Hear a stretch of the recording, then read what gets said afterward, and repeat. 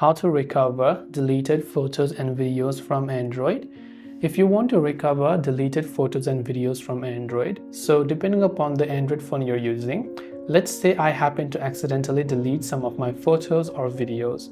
Nowadays, all of the phone manufacturers and phone companies, they give us an option to restore our deleted photos within 30 days.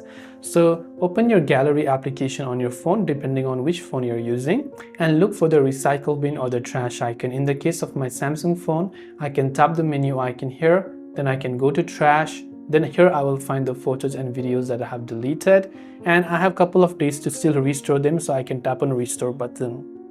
Now mind you that if you have already also deleted from the trash or your recycle bin, in that case you cannot recover your deleted photos and videos. But I hope the video helped you out. If you have any questions, do feel free to leave them down. Thanks for watching till the end, and see you soon in the next video.